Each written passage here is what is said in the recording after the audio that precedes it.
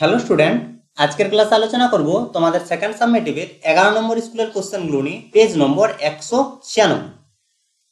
একের দাগের প্রথম কোশ্চেনে বলেছে 1 ডজন কমলা লেবু 75 টাকায় কিনে 10 টাকা জোড়া বিক্রি করলে বিক্রেতার কত লাভ বা ক্ষতি হবে। তাহলে দেখো, ক্রয় মূল্য কি 1 ডজন মানে 12টির ক্রয় মূল্য হচ্ছে 75 টাকা। 1 ডজন সমান হচ্ছে 12টির ক্রয় মূল্য সমান 75 টাকা। বিক্রি করার সময় কি বলেছে দেখো, জোড়া বলতে দুটি, তাহলে দুটির বিক্রয় মূল্য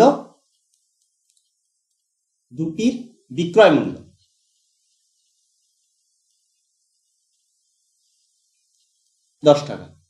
12টা সে কিনেছে, বিক্রি করছে কি হিসেবে, দুটির বিক্রয় মূল্য 10 টাকা। তাহলে আমরা 12টির বিক্রয় মূল্য পেয়ে যাব। তাহলে একটির বিক্রয় মূল্য হচ্ছে 10/2 আর 12টির বিক্রয় মূল্য হচ্ছে 10/2 ইন্টু 12, 2 6 12 সমান হচ্ছে 60 টাকা। বা তোমরা একটির হিসেবেও করতে পারো, কোনো সমস্যা নাই। এখানে কি করবে, তাহলে একটির ক্রয় মূল্য বের করতে পারো আর এখান থেকে একটির বিক্রয় মূল্য, এভাবেও করতে পারো, কোনো অসুবিধা নেই। তাহলে আমরা পেয়ে গেলাম 12টির ক্রয় মূল্য আর 12টির বিক্রয় মূল্য। তাহলে 12টির ক্রয় মূল্য হচ্ছে 75 টাকা আর 12টির বিক্রয় মূল্য হচ্ছে 60 টাকা। তাহলে তার ক্ষতি হচ্ছে, ক্ষতি কত হচ্ছে, 75 মাইনাস 60 সমান 15 টাকা তার ক্ষতি হচ্ছে। শতকরা ক্ষতি বের করতে হবে, তাহলে শতকরা ক্ষতি সমান 15 টাকা ক্ষতি আর ক্রয় মূল্য 75 ইন্টু 100, 15 5 75, 5 20 100 সমান 20। তাহলে 20% তার ক্ষতি হচ্ছে। অপশন দেখে নাও, অপশন এ তে দেখো দিয়েছে, অ্যান্সার হচ্ছে তাহলে অপশন এ। বোঝা গেল? পরের কোশ্চেন দেখো, নিম্নলিখিত জ্যামিতিক চিত্রগুলির কোনটির কর্ণদ্বয় সমান হয়? কর্ণদ্বয় সমান হয় আয়তক্ষেত্রের ক্ষেত্রে। অ্যান্সার তাহলে হচ্ছে অপশন বি। আর কর্ণ সমান হয় রম্বসের ক্ষেত্রেও কর্ণ সমান হয়, রম্বস নয়, বর্গক্ষেত্র দুটোর ক্ষেত্রে কর্ণের দৈর্ঘ্য সমান হয়, আয়তক্ষেত্র আর বর্গক্ষেত্রের ক্ষেত্রে কর্ণের দৈর্ঘ্য সমান হয়। এখানে অ্যান্সার হচ্ছে অপশন বি, আয়তক্ষেত্র। পরের কোশ্চেন, 3টে বিন্দু দেওয়া আছে, যোগ করলে যে ত্রিভুজটি উৎপন্ন হবে সেটি। তাহলে আমরা কিভাবে বের করব? প্রথমে বিন্দুগুলো আমরা ধরে নেব।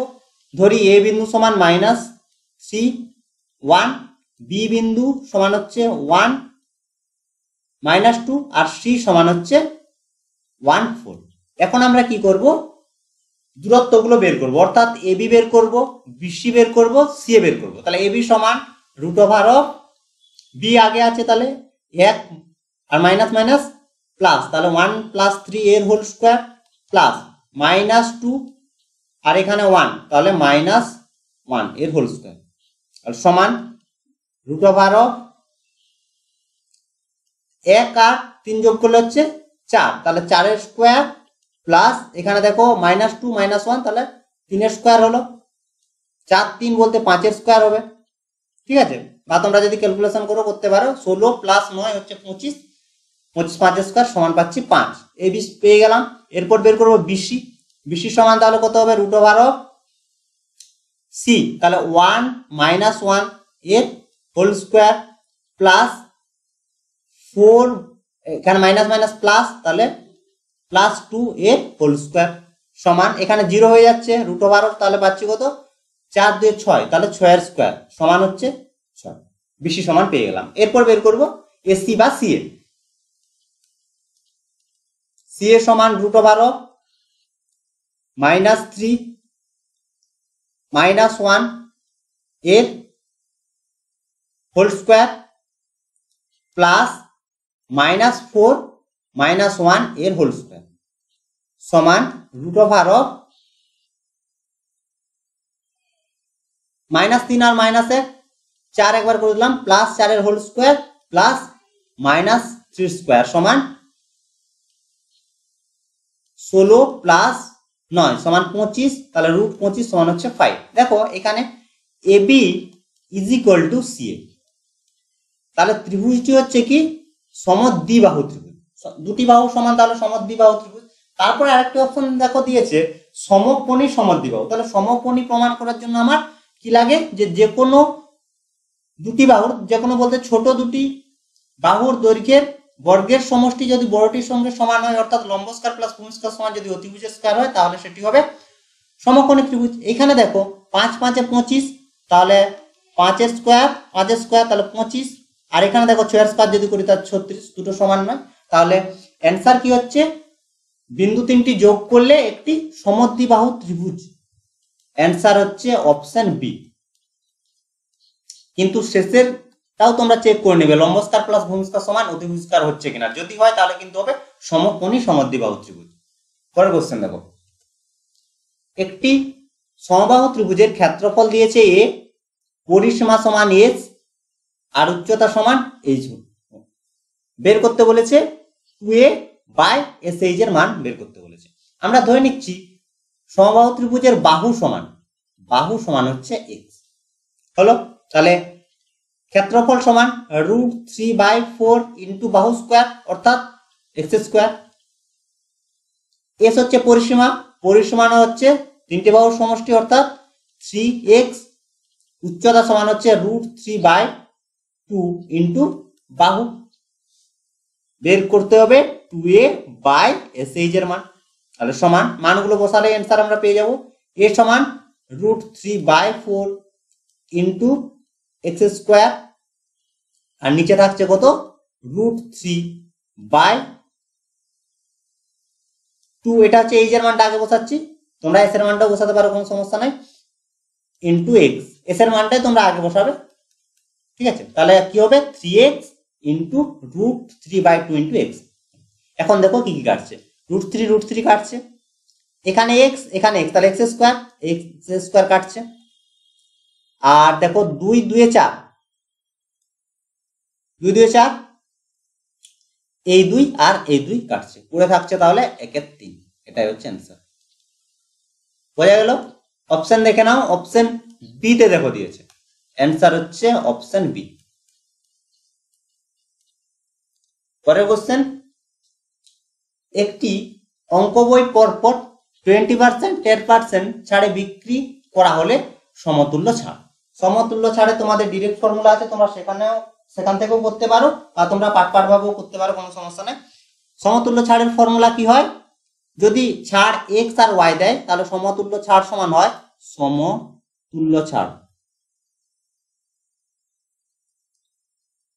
সমান হয় X plus Y minus X Y by হচ্ছে এক্স। এখানে এক্স সমান দিয়েছে 20 আর ওয়াই ইজ ইকুয়াল টু দিয়েছে 10। সমতুল্য ছাড় সমান, অতএব সমতুল্য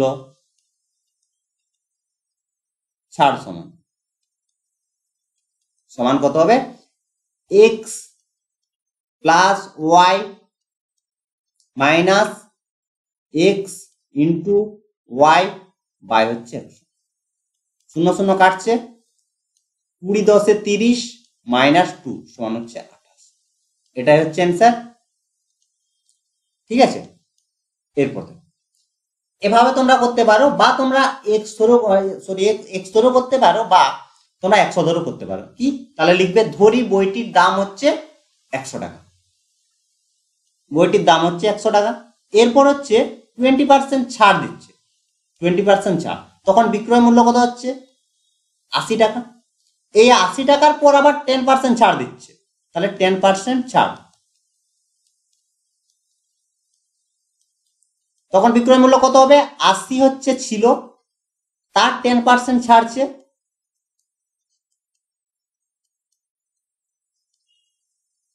আশি মাইনাস 8 সমান হচ্ছে 78 টাকা। বোঝা গেল?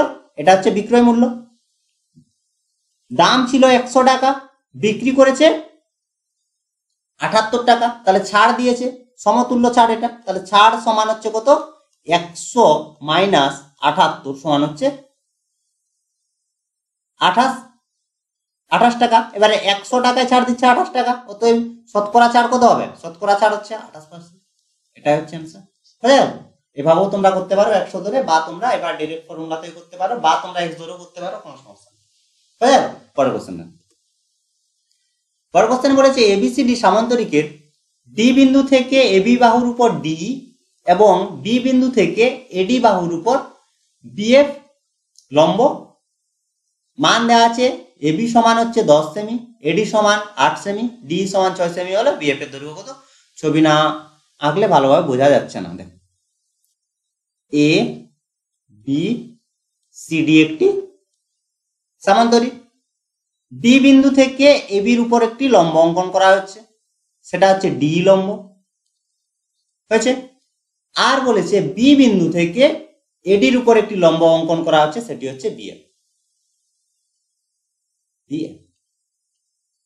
দেয়া আছে কি কি? এবি সমান দেওয়া আছে 10 সেমি, এডি 8 সেমি, ডিই 6 সেমি, বিএফ এর মান বের করতে হবে। ঠিক আছে, আমরা জানি সামান্তরিকের ক্ষেত্রফল সমান হচ্ছে ভূমি ইন্টু উচ্চতা। তাহলে এবি বাহুর সাপেক্ষে এবি হচ্ছে ভূমি আর ডিই হচ্ছে উচ্চতা। এটা এবি হচ্ছে ভূমি, ঠিক আছে, আর ডি হচ্ছে উচ্চতা। তাহলে এবিসিডি সামান্তরিকের আমরা ক্ষেত্রফল পেয়ে যাব। তাহলে এবিসিডি সামান্তরিকের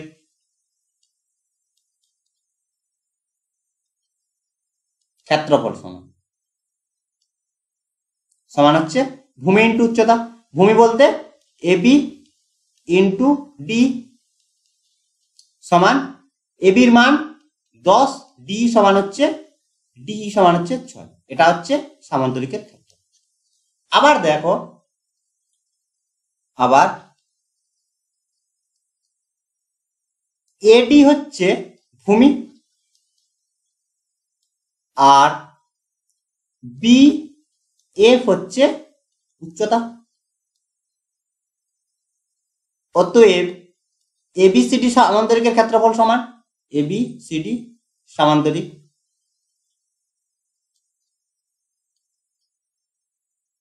ক্ষেত্রফল সমান ভূমি ইন্টু উচ্চতা। তাহলে এডি ইন্টু বিএফ, এডি সমান দেওয়া আছে 8, বিএফ এর মান আমরা বের করব। ঠিক আছে, দুটোই দেখো এবিসিডি সামান্তরিকের ক্ষেত্রফল, অতএব দুটো সমান 8 ইন্টু বিএফ সমান হচ্ছে 10 ইন্টু 6, বা বিএফ সমান হচ্ছে 10 ইন্টু 6 বাই হচ্ছে 8। এরপর দেখো 2 দিয়ে ভাগ করছি, তাহলে 5, এটা হচ্ছে 4, 2 আর এটা হচ্ছে 3, তাহলে থাকছে 15/2। বিএফ সমান হচ্ছে 7.5। এটাই হচ্ছে অ্যান্সার। বোঝা গেল? পরের কোশ্চেন দিয়েছে মূল বিন্দু থেকে এই বিন্দুর দূরত্ব 10 একক হলে এক্স এর মান বের করতে হবে। দেখো মূল বিন্দু স্থানাঙ্ক আমরা জানি 0 0, আরেকটি বিন্দু দেওয়া আছে, তাহলে মূল বিন্দু ও এর স্থানাঙ্ক হচ্ছে 0 0। এই বিন্দুকে আমরা ধরে নিলাম পি বিন্দু, পি বিন্দু হচ্ছে x - 8। অতএব ও পি, তাহলে লেখার সময় লিখবে ধরি ও হচ্ছে মূল বিন্দু, স্থানাঙ্ক হচ্ছে ও 0 0, আর পি বিন্দু স্থানাঙ্ক হচ্ছে x - 8। ওটা প্রথম লিখে ধরিব, ঠিক আছে। বা যদি নাও লেখো তাহলে লিখতে হবে এটা মূল বিন্দু থেকে এই বিন্দুর মধ্যবর্তী দূরত্ব সমান, ওটাও লিখতে পারো, কোনো সমস্যা নেই। তাহলে √x - 0 এর হোল স্কোয়ার প্লাস -8 - 0 এর হোল স্কোয়ার হয়েছে সমান কত পাচ্ছি? x স্কোয়ার প্লাস 8 এর স্কোয়ার হয়ে গেল। এরপর প্রশ্নানুসারে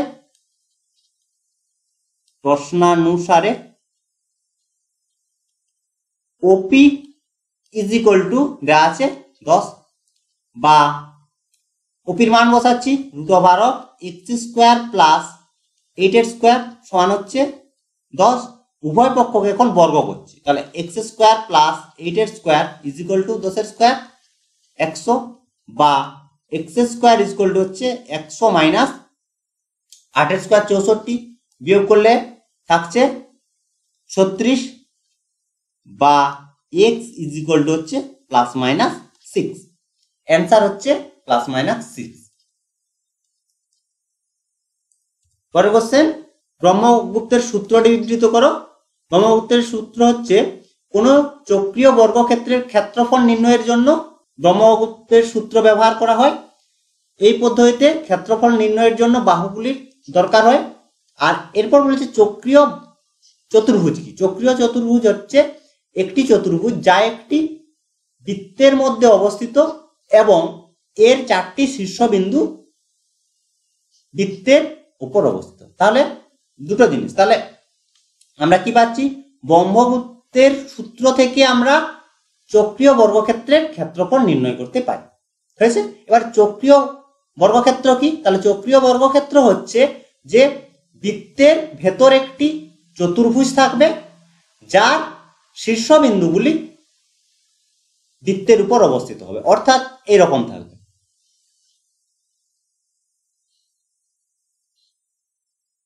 বোঝা গেল? এ বি সি ডি এর হচ্ছে একটি চক্রীয় চতুর্ভুজ। হয়েছে। কিন্তু এটা নয় যে বৃত্তের ভেতরে একটি চতুর্ভুজ রয়েছে, এটা নয়, শীর্ষবিন্দুগুলো যেন বৃত্তের পরিধির উপর অবস্থিত হয়। তাহলে এর ক্ষেত্রফল আমরা কিভাবে পাবো ব্রহ্মগুপ্তের সূত্র থেকে? দেখো, যদি প্রতিটি বাহুর দৈর্ঘ্য দেওয়া থাকে, অর্থাৎ A B is equal to যদি দেওয়া থাকে, বিসি ইজ ইকুয়াল টু যদি দেওয়া থাকে, C D is equal to যদি দেওয়া থাকে, আর ডিএ ইজ ইকুয়াল টু যদি দেওয়া থাকে, 4টি বাহুর দৈর্ঘ্য যদি দেওয়া থাকে, তাহলে আমরা বের করবো এস বলতে অর্ধ পরিসীমা। অর্ধ পরিসীমা বলতে সবগুলো সমষ্টি A plus B plus C, A plus B plus C plus D by 2 অর্ধ পরিসীমা হলো। আর ক্ষেত্রফল সমান হবে তখন root over of S minus A, S minus B, S minus C আর এস মাইনাস ডি। এটা হচ্ছে ব্রহ্মগুপ্তের সূত্র থেকে চক্রীয় চতুর্ভুজের ক্ষেত্রফল নির্ণয়ের ফর্মুলা। বোঝা গেল? এটা সূত্রটা কানেক্টটা দেখতে কিসের মতো বলো না, যে বিষমবাহু ত্রিভুজের ক্ষেত্রে। বিষমবাহু ত্রিভুজের ক্ষেত্রে কি ছিল, বিষম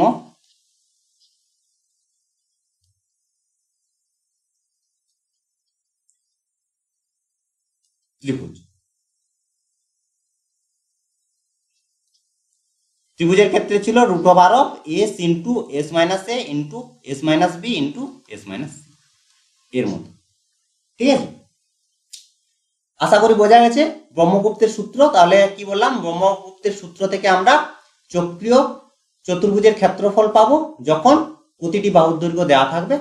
তার ফর্মুলা হচ্ছে root over of S minus A into S minus B into S minus C into S minus T, যেখানে এস হচ্ছে অর্ধ পরিসীমা। পরের প্রশ্ন বলেছে, একটি অবিচ্ছিন্ন পরিসংখ্যা বিভাজন তালিকায় একটি শ্রেণীর মধ্যমা সমান দিয়েছে এ, উচ্চ শ্রেণী সীমানা বি হলে নিম্ন শ্রেণী সীমানা, নিম্ন শ্রেণী সীমা। তাহলে নিম্ন শ্রেণী সীমা সমান আমরা ধরে নেব। দেখো, এটা একটু প্রবলেম হয়েছে, হয় এটা নিম্ন শ্রেণী সীমা হবে দুটোর ক্ষেত্রে, না হলে নিম্ন শ্রেণী সীমা হবে দুটোর ক্ষেত্রে।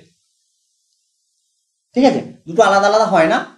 যদি হয় শ্রেণী সীমা থাকতে পারে বা শ্রেণী সীমানা, যে কোনো একটা থাকবে।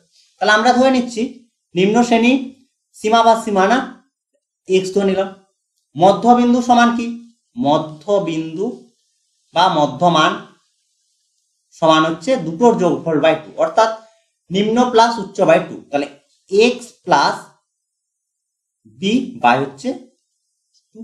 তাহলে প্রশ্নানুসারে এটার সঙ্গে এটা সমান, এটা দিয়েছে মধ্যমান সমান। প্রশ্নানুসারে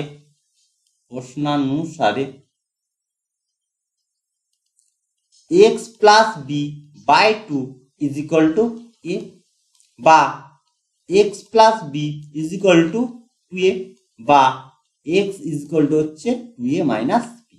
এটাই হচ্ছে অ্যান্সার। এটা তোমাদের কি বললাম, হয় এটা সীমা থাকবে, নাহলে এটা সীমানা হবে। বুঝা গেল? যে কোনো একটা হবে।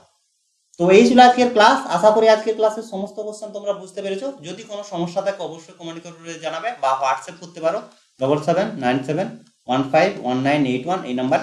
তো আজ এই পর্যন্তই, তোমরা সবাই ভালো থেকো, বাই বাই।